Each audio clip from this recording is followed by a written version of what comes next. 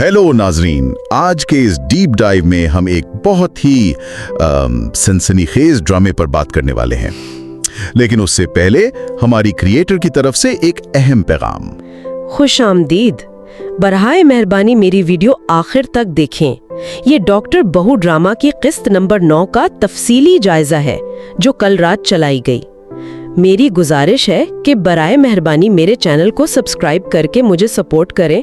तो आज हम बात कर रहे हैं डॉक्टर शाहनवाज की, एक ऐसा शख्स जो बाहर की दुनिया के लिए तो खवातीन को बाइख्तियार बनाने का यानी पोस्टर बॉय है, लेकिन अपने घर की चार दीवारी में वो एक सख्त गिर डिक्टेटर है। बिल्कुल, मतलब ऐसे मसीहा के बारे में क्या कहा जाए जो बाहर जिंदगियां बचाता हो लेकिन अपने ही घर वालों का सांस बंद कर रहा हो। ये तजाद वाकई चौंका देने वाला है।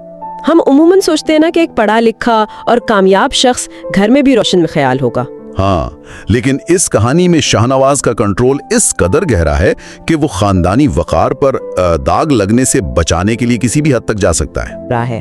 एक झूठी प्रेगनेंसी के लिए? हाँ, बिल्कुल। एक झूठी प्रेगनेंसी और खुफिया तौर पर बच्चा गोद लेने के मंसूबे के साथ, ताकि किसी को शक ना हो। वाह। और यहाँ एक चीज जो मुझे बहुत अजीब लगी वो ये कि जब मीना को खामोश कराना होता है तो उसे अक़वाम मुत्तहिदा यानी यूएन के एक प्रोजेक्ट की हेड बनने की पेशकश कर दी जाती है। सही।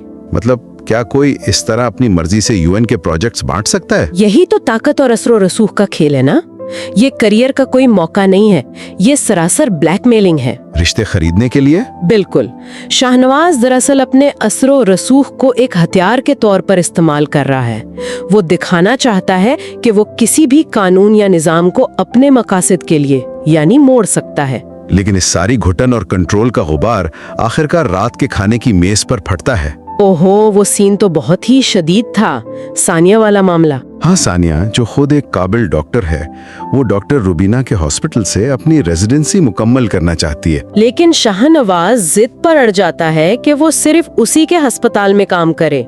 और जब सानिया इनकार करती है तो शाहनवाज का रद्द अमल वो सीधा पीएमडीसी के जरिए उसका मेडिकल लाइसेंस कैंसिल करवाने की धमकी देता है। ये धमकी उसकी असलियत खोल कर रख देती है। एक तरफ विमेन एम्पावरमेंट के दावे और दूसरी तरफ एक औरत का कैरियर तबाह करने की खुली धमकी। क्या ताकत का खौफ वाकई कभी सच्ची इज्जत कायम रख सकता है? मुझे इस पूरे मामले में सबसे ज्यादा हैरत मीना और सानिया की बहस पर हुई। अच्छा, वो क्यों? क्योंकि सानिया दरअसल मीना की खामोश उदासी को शाहनवाज के जुल्म की मिसाल के तौर पर पेश करके यानी उसकी मदद करने की कोशिश करती है, लेकिन मीना उल्टा सानिया पर ही भड़क उठती है। हाँ, वो कहती है कि उसकी जिंदगी से दूर रहे। तो मीना उस शख्स का दिफा क्यों कर रही है जो उस पर जुल्म कर रहा है? ये एक बहुत ही पेचीदा नफ्सियाती उलझन है। जब कोई इंसान एक तवील अरसे तक मुसलसल दबाव में रहता है ना, तो उसकी सोचने समझने की सलाहियत उसी माहौल के सांचे में ढल जाती है। अच्छा। वो अपने ऊपर होने वाले जुल्म को ही मामूल समझने लगता है। मीना का गुस्सा दरअसल उसकी अपनी बेबसी की आवाज है। तो गोया कंट्रोल इतना मजबूत हो चुका है कि मजलूम खुद जालिम का मुहाफिज बन गया है। बिल्कुल। वो उसी जालिमाना निजाम का दिफा करने पर मजबूर है, क्योंकि वो उस कंट्रोल से बाहर की दुनिया का यानी तसव्वुर ही नहीं कर सकती। लेकिन फिर इसी जबर के बीच एक ऐसा लम्हा आता है जो सब कुछ हिला कर रख देता है। सलमान की बगावत। जी, क्लाइमैक्स।